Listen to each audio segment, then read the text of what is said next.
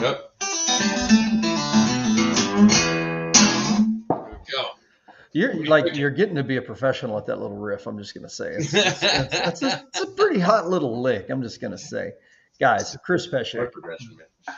broker associate at Pesek Properties, the Dripping Springs home team, and my good friend Stevie Ray Babcock. I haven't introduced you like that in a while. It's been a while. Stephen Babcock, mortgage guru at CMG Financial. What's going on, bud? I'm okay with Mortgage Guru. I like that. Mortgage guru. I But like that. guys, I renamed my YouTube channel, which has I think 2 subscribers, to the Real Estate Samaritan. The Real Estate Samaritan. Look. Okay, at that point, I'm gonna. So I guess from this point forward, you will be known as the. Can I call you the Real Estate Samaritan, or should it be Maybe I should have done the Mortgage Samaritan? But we'll do real estate. I like general real estate. It's good. Yeah, it's good. I gotta turn the light on, shed some light on the subject here. Anyway, guys, this is what we do at 5 o'clock. We grab our favorite tasty beverage of the day, and we sit around and we talk about real estate. We talk about mortgages. We talk about macroeconomics, a little bit of microeconomics too. Globally, look, you're not going to find a couple of guys from outside of Austin, Texas, sitting around talking macroeconomics and global economics on a regular basis like you are right here on this show. So, welcome to After Hours Real Estate, Mr. Babcock. What you drinking, sir? I'm back to my college days here. I got some Keystone. I love Keystone Light. Smooth. Those are awesome commercials. How about you, sir? What are you drinking? I'm keeping it local. My wife was in need of a beer, so she likes hazy IPAs. So a little bit of 512 Brewing Company, their juicy IPA. So, all right, good stuff. It's a little bit warm today. It's a little bit humid, so I can handle an IPA. It's okay. Let me pour this sucker. Get it. So, how is your week going? How is real estate? We got to cheers first, brother. Here we go. Right, touche. Cheers, my friend. Man. Real estate is interesting. We know this. I'm guessing that you asked me this to set up what I was going to show everybody here. I wish I were that smooth, and I wish I could just keep my mouth shut and just nod. But yeah, keep going. Go ahead. No, it's fine. A bit of interesting information came out from one of my Twitter follows, and I'm going to go ahead and see if I can share my screen and not screw this up completely. So, oh no, I did it. There we go. Is that showing up on the screen? Yep. That's the wrong Twitter. There it is. Okay. Dr. Ted C. Jones. Ted Jones works with Stewart Title. Stewart Title is a huge title company, and he is their housing analyst. And if you can't read this, I'll read it out. Showing time home index dropped 27.3% in October 2022 versus 1 year ago. Can you explain to everybody what that means? What is showing time index? What is that?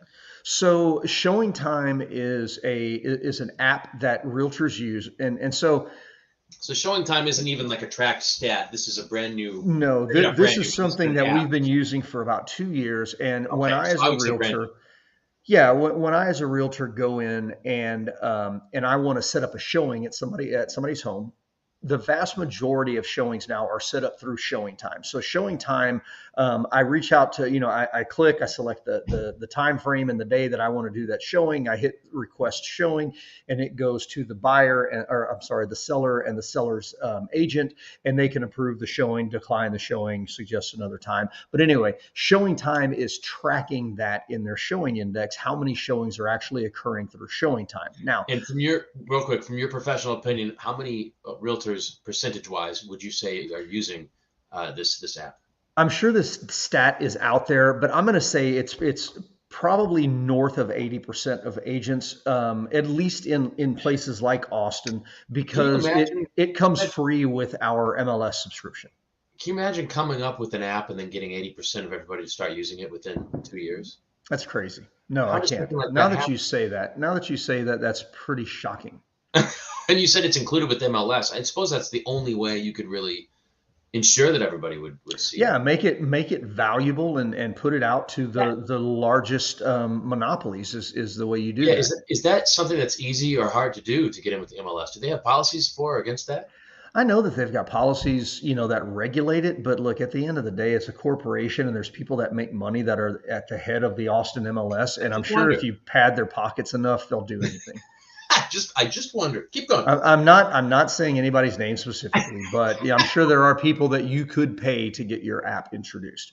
I don't Now, think they whether or will. not it's used is two different things. It has to be a good app, and showing time is actually pretty good. So, Good. all that Good. said, Good okay, job. by region. So overall, showings dropped a little over 27% year over year from a year ago.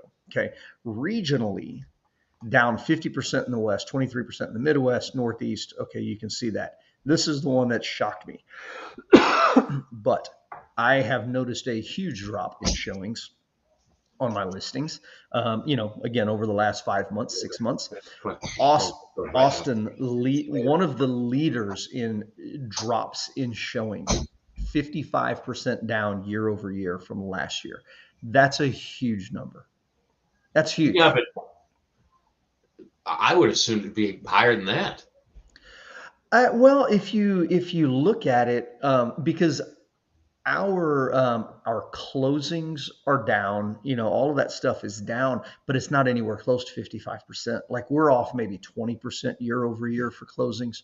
Numbers closer to that. 55% for Yeah, but showings is huge. see, this doesn't But shock me at all. I'm sorry, it just doesn't shock me at all.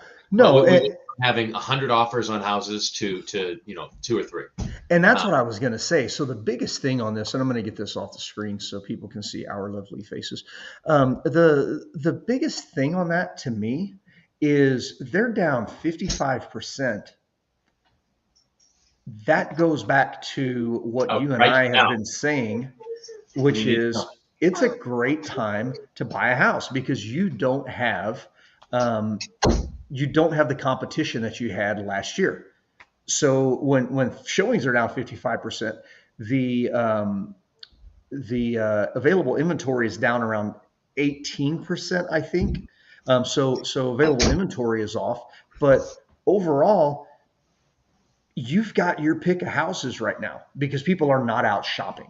So if you can find a way to get around the interest rate thing, because that's the major roadblock for people is interest rates.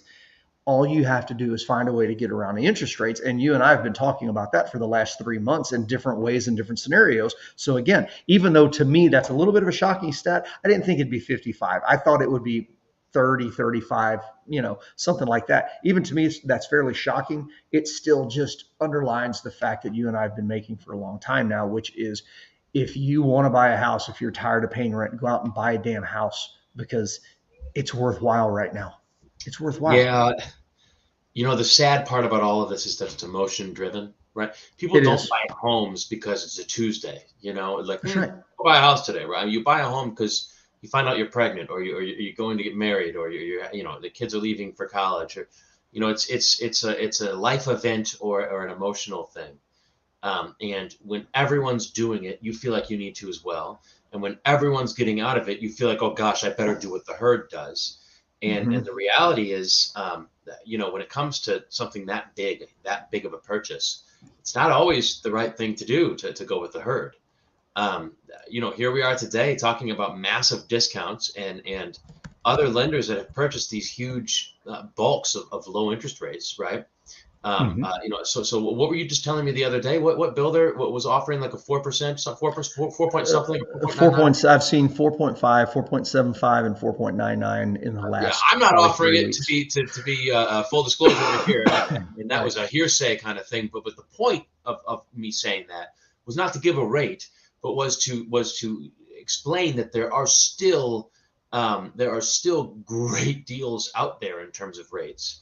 When I moved into this house, it was January of 2020, before the fan got dirty. Hmm.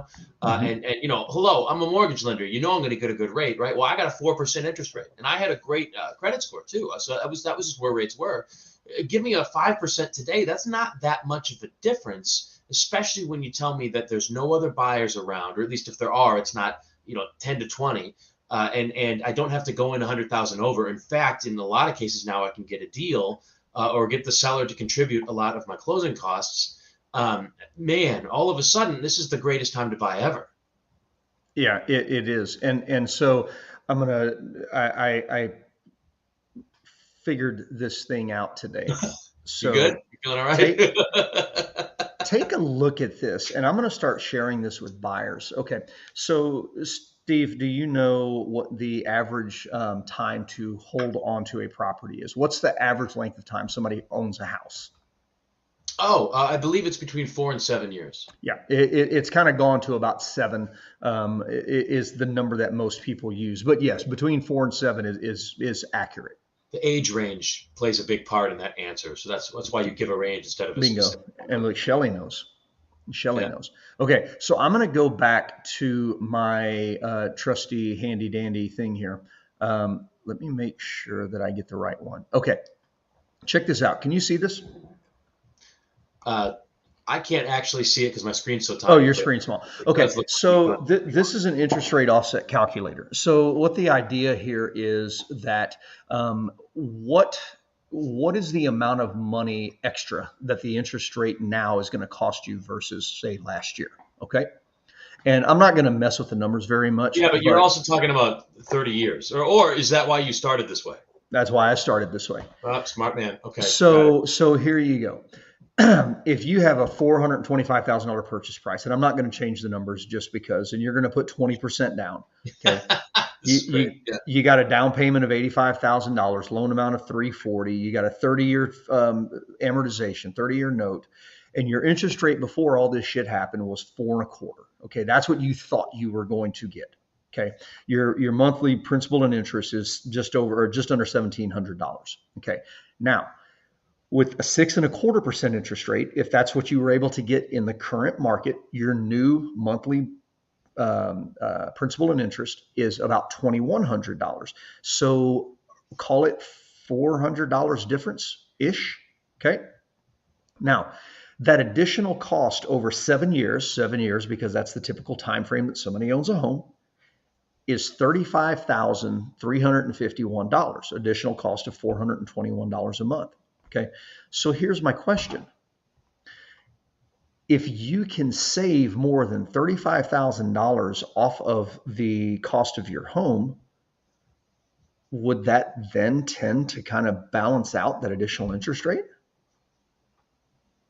Oh, I see what you're saying. You see what I'm saying? So if I could save you an additional $35,000 on the home, okay, that over the course of 7 years, that would even out if you were a 4.25 versus a 6.25 now. So, and that's a 2-point difference. Chris, I wonder if there's a calculator that would take into account the historical averages of rent over the same period of time. So, I'm not sure. That would be interesting. If I went back to say like the year 1990, and I were to lock into a fixed mortgage rate and then looked at what the rents were doing, I wonder who'd be the winner in 10 years or 7 years or whatever our time frame was. Yeah.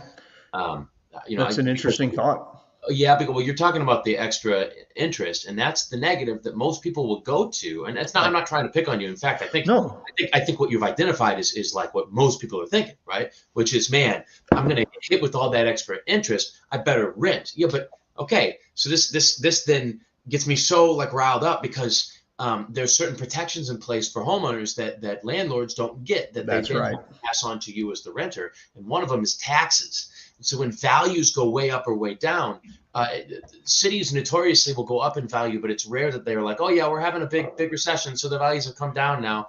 It does happen, but trust me, it doesn't happen like it should, right? Right. And so at the end of the day, I feel like there's just so many missing components that it kind of drives me a little nuts. It is. But no, it does. But my whole point. I almost forgot my point. And I'm sorry, I'm totally interrupting. No, you're good. Landlords get hit with the full tax increase, and the homeowners can claim a much reduced tax increase to the homestead exemption. Correct. So sorry, that was my point. And That I then, think and then like, I mean, you can go down that road and you can talk about mortgage interest deductions and all of that stuff. Like, okay, we get all of that. And by the way, if your interest rates are higher, you get a higher mortgage interest rate deduction, because that's kind of the point of the whole thing. But my point behind showing you that chart was this. Okay, so on a $425,000 purchase, in theory, if you can save $35,000 over the course of the time you're going to own that home, you're going to break even though your interest rate is 2% higher, if you can get that down. But that's the thing that's happening right now is, buyers are negotiating now. Like $35,000 in this market on a $400,000 home, that's not much to negotiate it down. I've got a client that under contract on and I've talked about this, under contract on a new build. List price on it was $375, and we're down at $320. Yeah, I mean, and the thing is let's say rates get better in 2 years or 3 finance years. it down, you come out money ahead even better. Yeah, I was gonna say hell, even 4 years, right? Yeah. So yeah, it drives me nuts. What's more important on the home is not the monthly payment; it's the price you pay for the house. Now, monthly payment obviously means a great deal, but as a society, we've become so attached to this "how much can I afford per month" attitude, as opposed to what is the purchasing right now. God, you nailed it, dude. Thanks, bro. Yeah, I mean that, and that's true too. And Shelley just tapped into a little bit of the psychological part of it too. Like, yeah, your property taxes will still go up on your home, but if your property taxes go up $100 a month, well, you're not like going, well, crap, I can't afford this now. I got to go live somewhere else and all that. That's your home. You're there. So Shelley, you're right, and Chris, you're right too, obviously. But I mean, Shelley, what I'm trying to say is, let's just use an example. Let's say I'm an investor and I purchased a home in 2020, the very end of 2020, maybe early 2021, something like that. Let's just say 2020, early 2020, for $300,000, right, in a really nice neighborhood. Maybe I got a really good deal where it was really like a $400,000 neighborhood, and I got like a foreclosure or something like that, right? Okay, cool. So I've got this home now. I'm going to say it's worth $300,000, and now it's the year almost 2023. And, the city last year in 2022 thought that my home was worth $600,000, right? Yeah. Which is reasonable. Okay. Considering what happened, some homes went up like 70, 80%, right? So, okay, now I've got the $600,000 home. Okay. And if I were to be living in the home, like it was my own personal residence, my primary residence, and I have homesteaded the house, that means they can't hit me with taxes that exceed 10% of what they did the year before. That's right. So 10% is the cap. So if I'm taxed on a $300,000 home, they can only tax me then on a $330,000 home. That's right. Whereas the investor has no. That's right. There's no cap. You're right. So then they get hit with a $600,000 tax bill, not a $330,000. And I'm going to do quick math in Austin, Texas. If it's $600,000, you're 2.5% tax rate. So that's going to be 15 grand. And roughly, when you started out with a, if it went up, if it was 400,000, okay, right.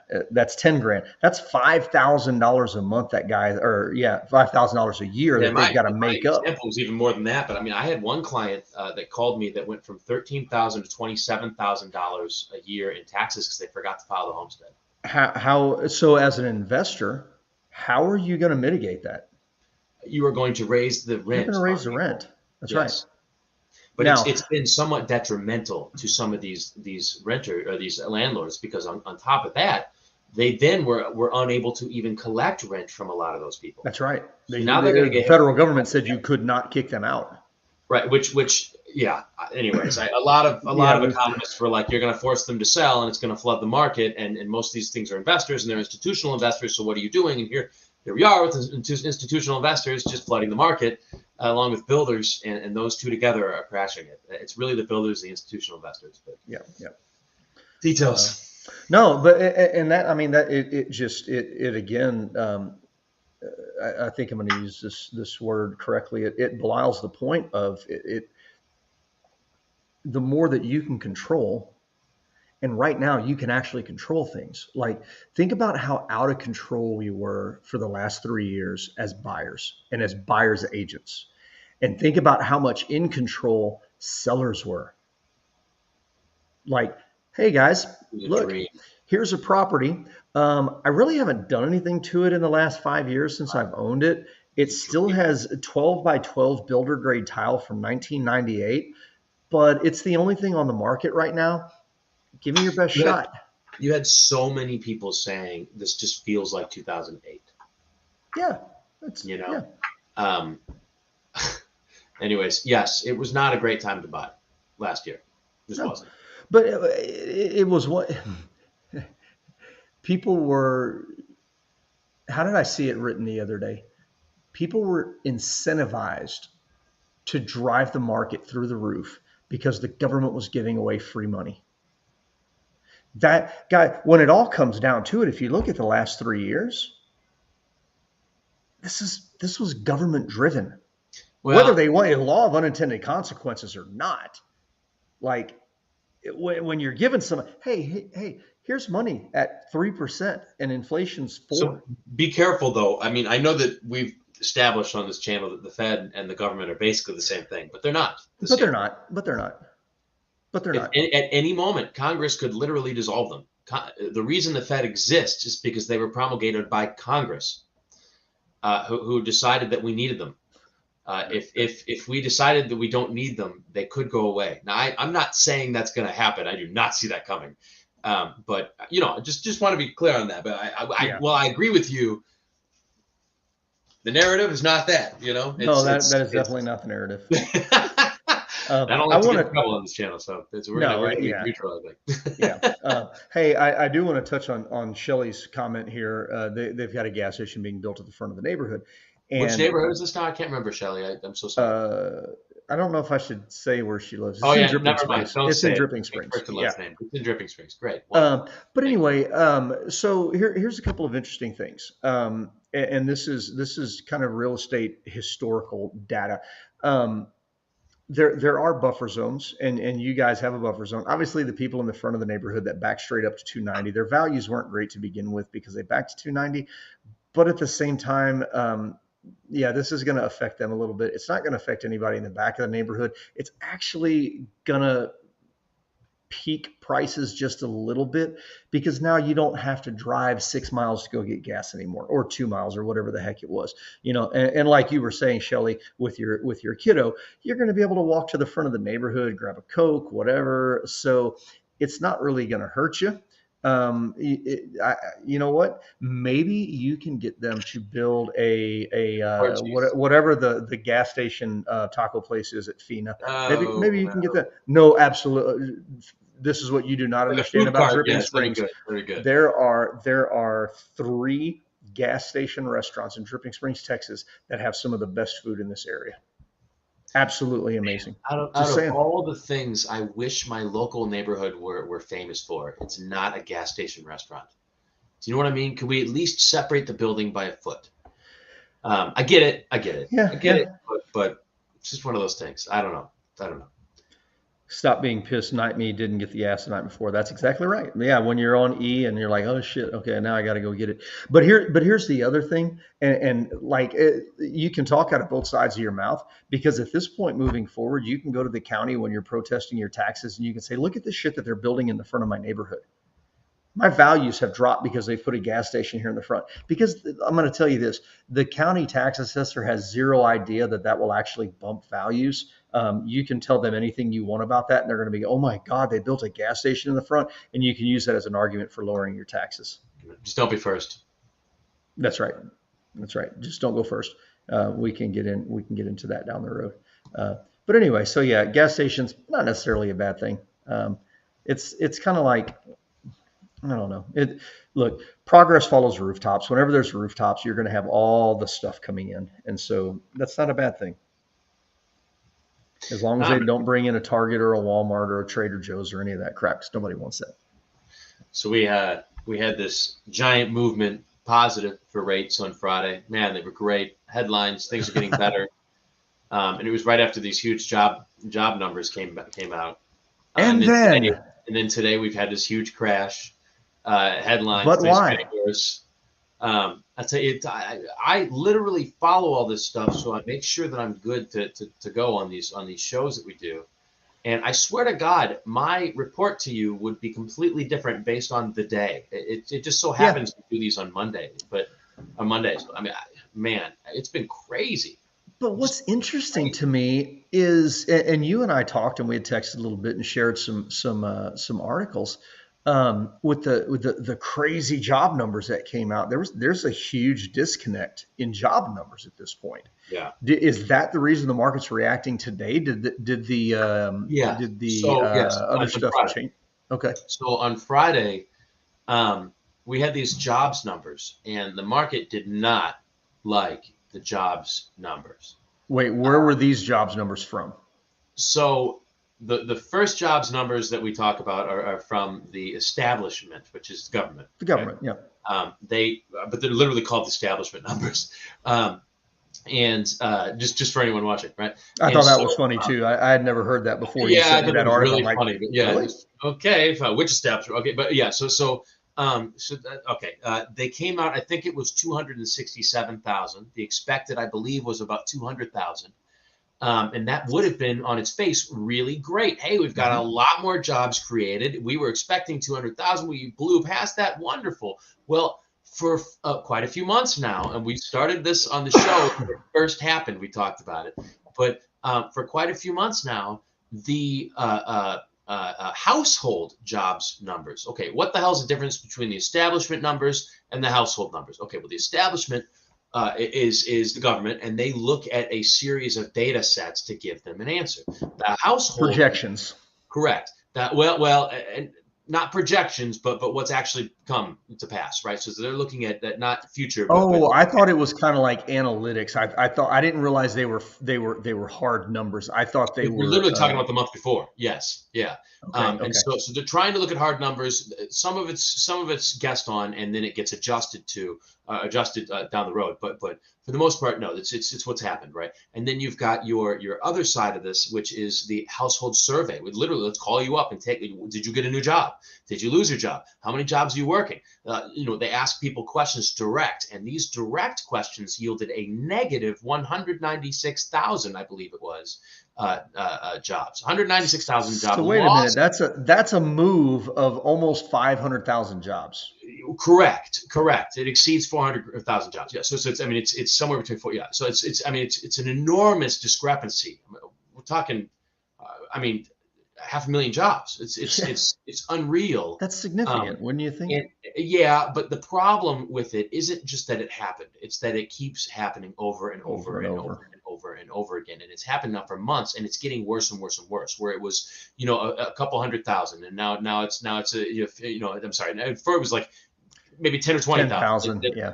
then 80, and then 150, and then 200, and now 200 or 400, or almost 500 now. And it just keeps getting worse and worse and worse, and it doesn't seem to be getting any better. The discrepancies. One of the things the government is saying is, well, listen, our numbers are off because if you, like you, Chris, let's say you're a realtor, and let's just say your sales have dropped and you need more money to pay your bills, so you get a second job. Well, on the government survey, they would count your two jobs as two different people working. Whereas because they can't Um, distinguish between you having two jobs and two people having one job each, right? So they just see that there was a job created, boom, we've got someone else getting a job. On the household survey, they would call you and you'd say, I am working two different jobs. And they'd say, great, that job that was created this month went to you and you were already working. So really it's no new creation of jobs for I'm sorry, the unemployment rate doesn't get affected as much, right. right? Right. And so it really comes up with different numbers, but usually they're within a marginal amount. No more than a few thousand, maybe 10,000. To be off by 500,000 is astronomical. There was a headline I read just last week. I think I forwarded it to you, and it was something along the lines of I fudge was just looking numbers. it up. Yeah. I can't remember what it was, but it was that you read that headline and hear me say fudge numbers, and you're hearing the same headline basically. I mean, it was the same. Are you looking it up right now? Yeah. I'll share my screen and share the. Yeah, because I mean, it starts off with like, ugh, I mean, that's not what you want to see if you're in charge. Um, No. So it was zero hedge. Something's rigged. Unexplained. Record 2.7 million jobs gap emerges. And I think that's going back like to this summer. And there's another graph, I think, if you go down, that really, There it it's two is. lines, the two lines that diverge in Yeah, one. there it is. So the top is like the ones going up are what the establishment numbers are. These going down are non-establishment. Scroll down just a little more for me, please. There's no one more. Oh, That there's one, the difference. Yeah. that one right there. So the And red line is what is the lower line here yeah, on this top graph here, and it's the household survey numbers. So when the government, or I'm sorry, when the company that calls the households gets their data directly, this is what they're reporting. The other line is the government data saying everything's doing great and swell and dandy, and we're getting better and better and better. and the divergence happened around March. Right. Yeah. And so yeah, everything was kind of flatlined with the household numbers. And yeah, it's really interesting. It's Anyway, disturbing to say the least, because if you well, look at the months prior to, and you can it see how tracked in line accordingly. they are. They Hmm. should not be, and you can't tell me there weren't people getting two jobs back then. There were Right. articles about people working two jobs, and whatever, rigging the system almost, where that because you're working remote and you can work two or three jobs That's right. remotely, and you've got your laptop here, here, and here, and they can't see each other. I even did a loan for a guy who was like, "Hey, I've got three jobs right now, and I want to buy a much bigger house." And I'm like, "I'm really sorry. Second jobs have to be around for 2 years for me to use them." Yeah. So unfortunately, I know you're making $600,000, whereas you used to be making two. But now I can't. On paper, you're still making 200,000. Yeah. Let me tell you, that one was driving both of us a little crazy. But what are Man. you gonna do? What are you gonna do? But it just kind of drives me crazy that all of a sudden that survey changed, and I wonder what happened in March. I can't remember that far back, but I wonder if something happened in March that where somebody higher up might have said, this can't happen anymore. Let's change this. I wonder if we could go back in time. I'm sure some investigative journalist is going to do this, right? But I wonder. And I mean, and the interesting thing that I remember from the article, and Zero Hedge does not pull any political punches they whatsoever. are. If you are left wing, you are not like Zero Hedge. It No. is like a right wing watching MSNBC. You just will not enjoy it. But if you're an economics person, it's one of the only places to Yeah. get news that might not might be frowned upon. Let's Mainstream. say. Yeah. Yeah. Well. It's Yeah. not going to be mainstream news, is what I'm talking about. Like Yeah. it's I wouldn't put it on your. Yeah. Never mind. I'm not gonna. We're not endorsing it. But we're yeah. good. But anyway, it was just interesting. They pointed out a few other times in recent history when those lines diverged the way that they have recently. And it seems like March was kind of far out to start adjusting numbers for an election, but maybe. I don't think it was from the election. Well, the ones that they pointed out that were similar in the recent history were all based around elections. I think I know exactly what it was. What happened in March? Um, will you look up? Oh God, I don't want to do it here. We'll do it when the show ends. But Okay. I'll tell you, um, this could be a great lead into my next topic of this segment, which is that our CBDC, our central bank digital currency, has gone live. It's not live for you and Interesting. me, but they are now doing Yeah. beta tests with people Hmm. in large institutions. So it's in the works. It's up and running, and they are hoping that this year they can run this out to everybody. Interesting. Okay. Yeah. That's a yeah. That's a good discussion topic potentially for next time. But But let's kill it there for I today. I do believe it has everything to do with the CBDC. Okay. Interesting. All right, we'll have to research that for next Monday. Sound good? Sounds good. We'll talk about it. Oh, you know what, buddy? You know what? I am. Yeah, we're next Monday. I'm going to be on a plane. You're not going to do the show next Monday. I'm not going to do the show next Monday. Do you want to do it on your own? I'll set it up.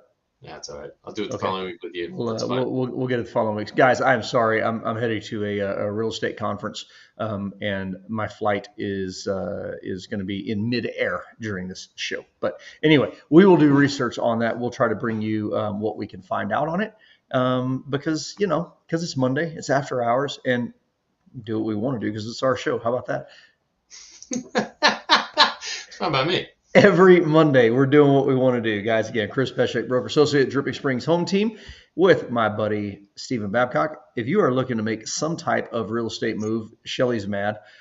If you're looking to make a real estate move, whether it is getting a HELOC or refinancing or buying a house, Stephen's your mortgage guy. I'm your real estate guy. Give us a call. We're not going to steer you wrong. We're going to give you facts and data. That's what we do. We don't deal in emotions here. We don't care about your emotions. We're going to give you facts and data. We don't deal in emotions because we don't care about emotions. Because we don't care about emotions. See you next Monday, guys. No, see you in 2 Monday, guys.